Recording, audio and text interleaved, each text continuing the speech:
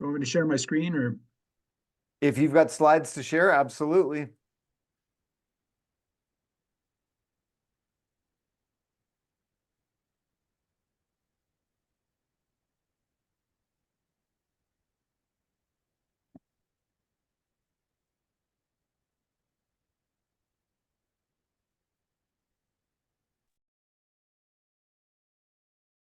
All right, give it a minute and I will let you introduce yourself. That's good. Can you see the attendees filing in? I don't know if you can see that tab easily.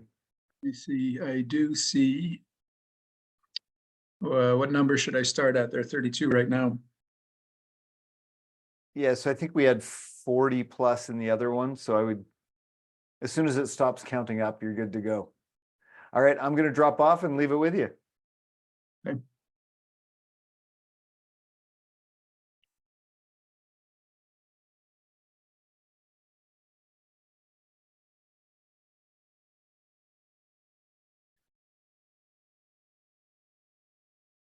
All right.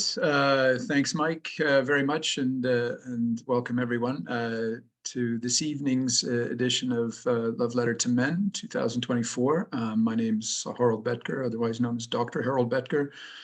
I'm going to be talking to you tonight about unveiling the shadows, embracing shame, and healing male shame.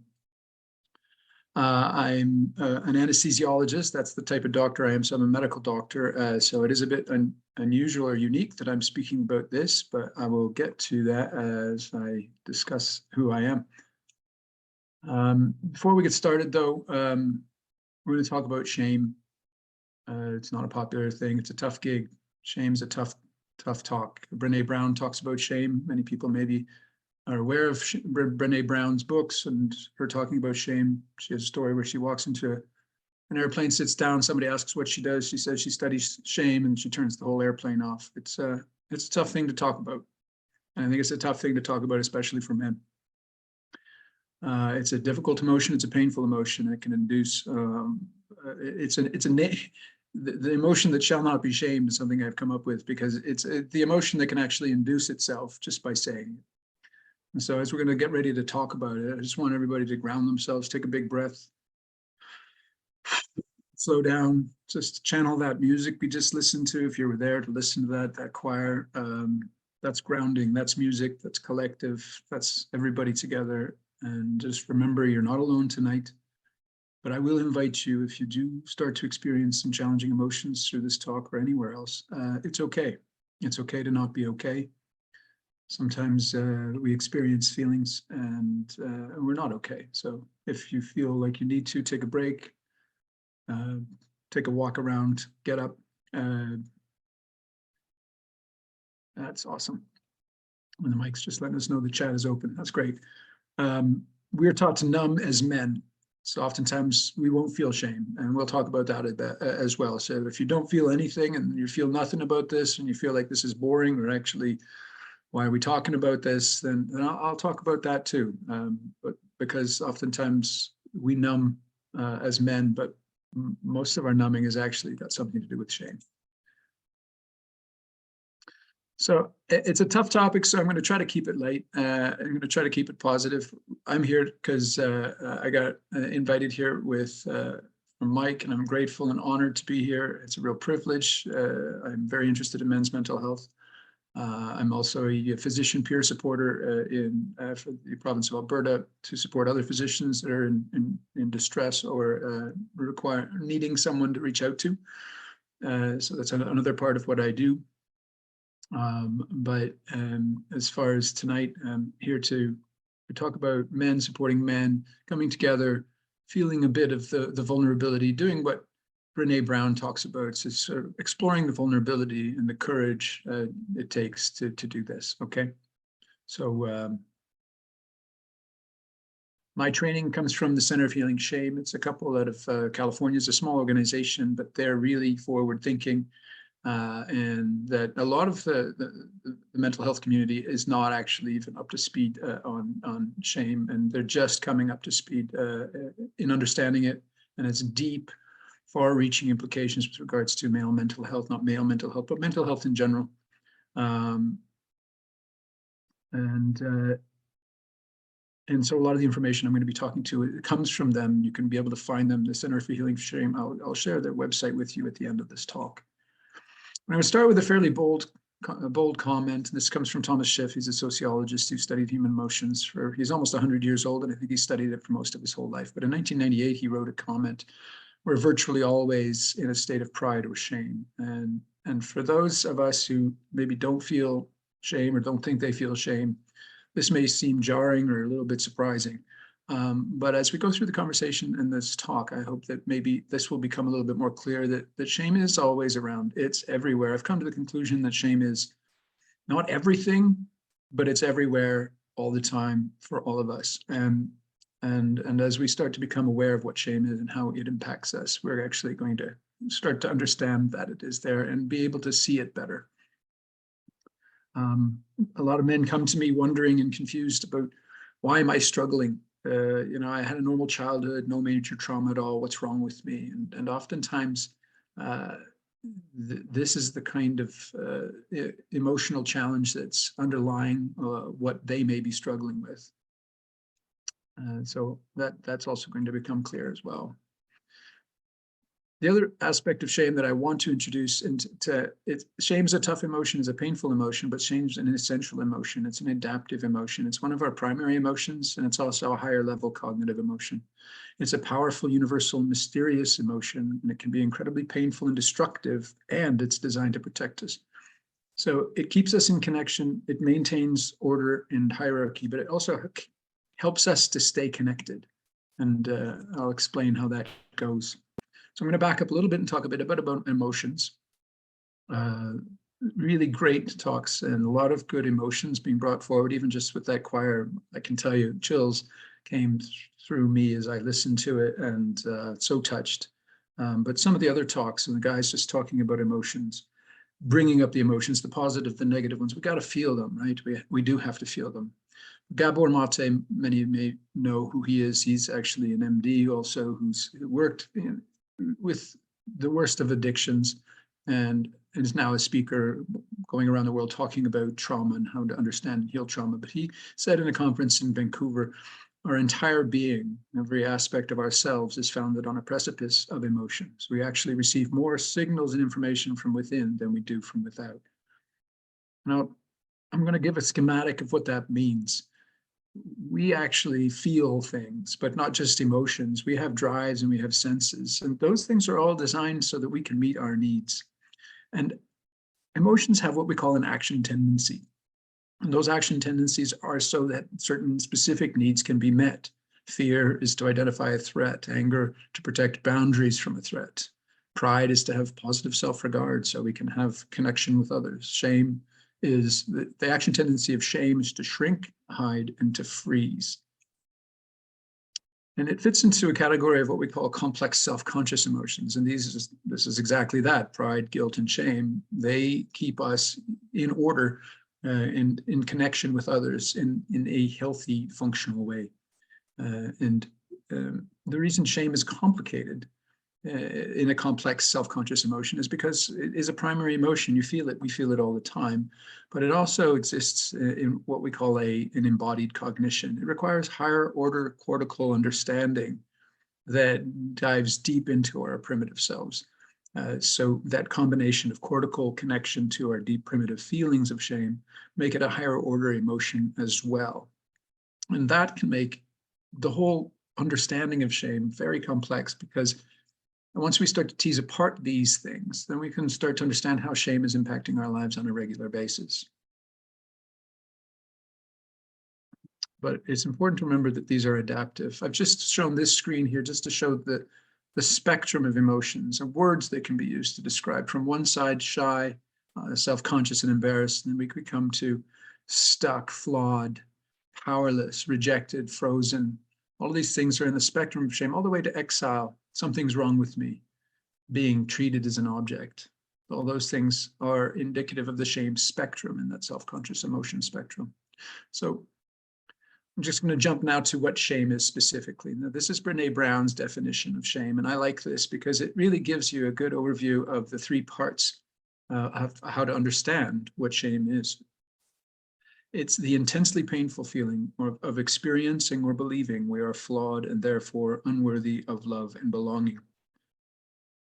Just going to sit with that for a second, because just so people can sort of get that into their mind, it's the three parts. It's a belief about a feeling. It's a belief about ourselves that generates a feeling. And a feeling is very, very challenging. There's many definitions for shame. Shame is one of those very difficult things to nail down exactly what it is. But the other definition I really like is the rupture of the interpersonal bridge. Gershon Kaufman was a psychologist from back in the 50s and 60s. He wrote about shame way back then. We've been talking about shame for a long time. Shame is hard to talk about, which is one of the reasons why I think it oftentimes just gets dropped off. It drops off the radar. It's too hard to talk about, even for therapists, even for researchers. So this is a good one, and I'm going to bring forward a schematic just to help us understand a little bit of what that means. And so here I have a relationship between a child and a parent. It could be anyone. It could be two spouses. It could be partners. It could be siblings. It could be just friends. But whoever has a relationship, and the idea with any relationship, the closer relationship, the greater the risk for shame. What happens, though, if you have a shame event, a rupture? Say the child is in the street and the parent sees them playing in the traffic and screams at the child and says, "Get your butt inside right now." And the child will go into shame. The child's, well, my parent doesn't yell at me all the time. And they're used to this. All of a sudden, they're really angry and I don't know what I did wrong. Get up to your room. And so the parent and the child now have a rupture, and the child feels that because the child doesn't really understand. And we can have an opportunity to repair that event. And this is how shame works in a functional way. The parent can then go up later after the child's been upset and crying probably and disillusioned. The parent can go and sit with the child and attempt to repair that. And what happens is you can explain to the child and say, look, I didn't mean to yell at you. I'm sorry that I did, but I was scared. You were running in the street and that's dangerous. And I didn't want you to get hurt. That can actually increase the bond, and that's what shame is supposed to do. And that's how this whole thing works in an adaptive kind of sense. The child now learns, don't play in the street. The child also learns the parent cares, they have a safe attachment, and that creates secure attachments. So that's just the overview of what functional adaptive shame, and it's really important to embrace, but it's bigger than that. It's much more complicated than that. And I'm going to try to do it justice in a really short talk. 20 minutes is very hard to get all of this in, but I'm going to try to squeeze in as much as I can and that make it still feel meaningful for everyone. And just a few more points about shame. As I said, it's one of the most painful, if not the most painful emotions. We cannot bear to stand feeling it. Anytime there's a difference that can potentially, for comparison, then that's a potential for shame. It's a thing where we've been seen in a way that feels bad. People it's been called the master or keystone emotion because it binds other emotions, all sorts of other emotions, anger, sadness, grief. They can all be bound by this emotion, so they can be locked, so you don't feel them. You don't feel your anger. Joy is another one that can get locked. You don't feel joy. A lot of people wonder why in their life they not able to feel happy, and oftentimes there's a binding to joy, to shame that has happened somewhere in their lifetime, and it can freeze us, and it can also amplify emotions. It can amplify fear, anxiety, stage fright. It's not that you're afraid of being on stage. It's afraid of the shame that can happen when all those eyes are looking at you. And it's also mysterious and hidden. It flies under the radar. We don't like to look at it. It thrives in secrecy. And so we don't talk about it, and therefore the shame stays with us forever while we don't talk about it. We can have shame for having shame. A lot of men have shame about having shame. It's not me. I don't have shame. There's a stigma about having shame. Shame, any stigma actually is the associated emotion with that stigma is the shame that goes with it. But there's shame about shame. And so shame is contagious. No one wants to be around someone who feels shamed. It's something we shy away from. Intergenerational shame, as I said, relationships are oftentimes where we can get our greatest shame opportunities, our family being them, our parents being the closest ones. Complex trauma is fundamentally 97% of what complex trauma is, CPTSD, is associated with shame injury during our developmental years. It used to be called developmental trauma disorder, and it was mostly related to being shamed, to having shame injuries. It, like I said, thrives in secrecy, and we also shame each other. It's a dynamic we have, and it's not something we necessarily want to do or even know we do, but we manipulate, and it ties into power dynamics. So again, adaptive shame is healthy, and it's meant to lead to loving connection. But when it doesn't, and we end up with not repairing that rupture, what can happen is we end up internalizing that shame and developing a shame identity. We lose that loving connection with ourselves. We actually have a rupture of the intrapersonal bridge. We have a rupture with ourselves. Parts of ourselves get created in our own mind that we don't like. We don't like to look at them.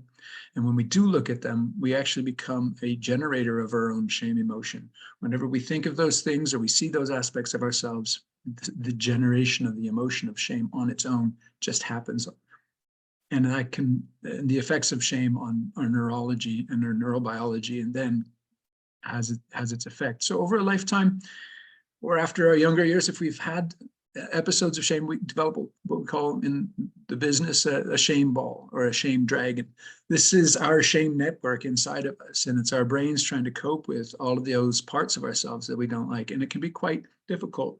And the thing is that most of the time we're able to keep them hidden, we're able to keep them down, until all of a sudden, somewhere in our life, we do something we regret.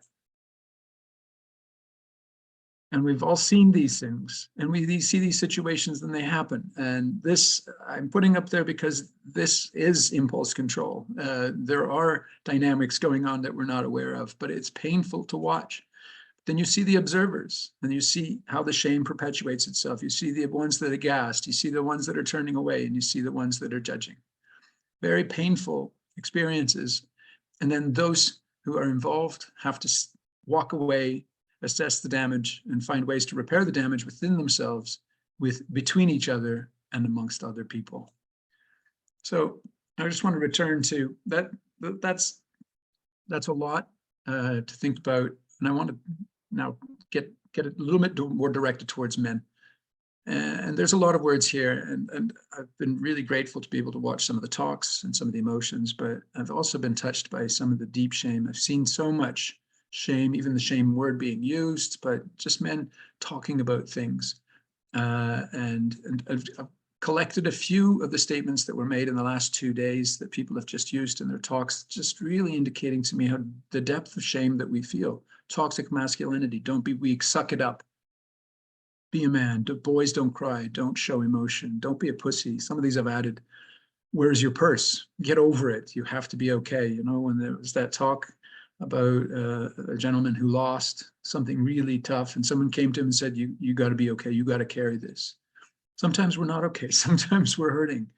And that men have to stand up and carry it anyways is hard. And that in itself, when we don't feel like we can, is shame inducing, and that shame can be overwhelming. Other comments that were made, someone mentioned that their partner threw gifts into a trash bin, highlighted their weaknesses. They threatened to leave them. They said, I lost who I was. I felt it was my fault. I hated myself for it. The other accusations, you don't please me, accused of being called abusive. These kinds of things, they hurt, and we carry them. And those things are fairly specific to what men are experiencing. That creates a shame injury, being shamed, blamed, being lied about, abused by a partner. That was another thing that was mentioned. The shame contagion. And what happens, the consequences of shame was we lose ourselves. We lose our sense of self-esteem. We lose our confidence. We start to judge ourselves. We become our own inner critic. We become depressed. And there are risks of self-harm, sabotage. Addictions come from that. I'm ashamed because I drink, and I drink because I'm ashamed. You know, that's a very common thing. Addictions are very risky things. And the shame is a fundamental driver of addictions, and of course, suicide. So going from here into where I became involved 4 years ago, I was very skeptical about my shame. I was in a divorce about 8 years ago, and someone mentioned to me, said, maybe you're carrying some shame. At the time, I was incredulous. I was like, no way. I don't understand shame, but I don't think so. I mean, I was trying to be open-minded, but I really was skeptical. But 4 years ago, my partner invited me to a training. She's a licensed psychologist. She was doing some training with this group in California, and it was about shame in couples. And I started to think, yeah, okay, sure, maybe.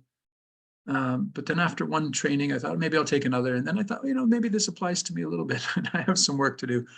After about 3 or 4 workshops, I started to understand that I have a lot of shame that I have been carrying, and my background is a bit complex. I won't get into my stories here, but I had a lot of shame that was impacting my life, and I'm really grateful that I had an opportunity to come along with this learning and this training. And so the Center for Healing Shame is run by Sheila Rubin and Brett Lyon. They've had the comment on their website: some of our most important relationships are threatened by the mysterious emotion of shame. It can be extremely helpful to understand what shame is and how it affects our body, thoughts, actions, and relationships. And again, this is a brief overview of a very complex subject, but shame acts in ways that are extremely complex and hard to understand. The most simple one is probably the reactions to shame. This is what we do to not feel shame. We avoid or deny it. We attack ourselves and beat ourselves up. It makes us feel better. We attack other people. Someone says something about us. No, not me, it's you. Or we withdraw.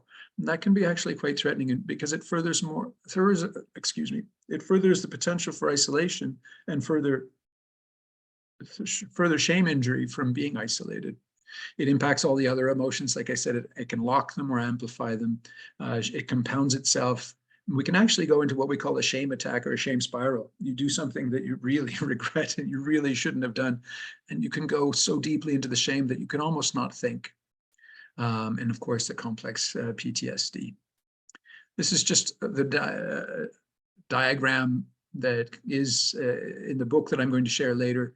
That comes from the Center for Healing Shame, just gives you a little bit more of a discussion as to what those things are and those reactions to shame. So what happens essentially, we either navigate shame through ourselves and through acute shame processes as they happen in our life, or shame navigates us. And oftentimes those chronic shame that we're carrying keeps us from being able to be mindful, and our limbic brain takes over and we become impulsive. So how to heal?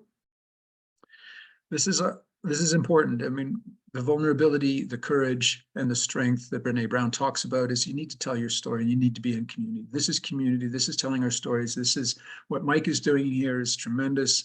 It touches me every time I really reflect on it, because this is really essentially, we were harmed in relationship. We need connection, as it says here. We need connection to heal. And we need to unearth, because shame hides in secrecy. We need to unearth what those shame stories are. So that is counter-shaming on its own. We need to become self-aware, which means become curious about our shame. We have to face our cactus. We have to face the cactus. Means that we have to look at those parts of ourselves that we don't like. And we have to expand our zone of tolerance, because it does take courage to actually do that, to be able to sit with those negative and painful emotions, to be able to actually tolerate them long enough to be able to sit and see the story and recognize the story isn't ours to carry, for example. Asking for help is so essential. Not every one of us at the same degree, and it's okay. Some of us are carrying a lot, you know what? And it's okay to ask for help. In fact, it's essential to ask for help. Compassion for the self and understanding we're all human beings. Because you can't heal what you don't feel. And if you got emotions that are locked because of shame, then it's really hard to heal them. It's really hard to understand where they're coming from. Be kind to yourself. And that's really essential. That compassion is to speak kindly to yourself. Be nice to yourself and the parts of yourself that you don't like, because we need to accept what is. And what is sometimes we're not okay. And we need to be okay with not being okay. Again, this is from the Center of Healing Shame. And it's not just vulnerability, but we as men are good at using humor. And sometimes the big picture, but we have to be humble and we have to really accept that we are part of the human race and we're fallible, and that's okay. I won't go into all of this and the processes for dealing with all of this, but that's just again, how shame can be healed when it's deeply seated and it's there. And just to give people hope when they sort of go, what do I do with all of this? It's possible. There are advanced healing shames way beyond the discussion here, but sometimes you got to give shame back that's not yours. There are processes you can do with that. Sometimes you've done things in your past you really can't let go of. You've got to find ways to forgive yourself. There are ways to do with that.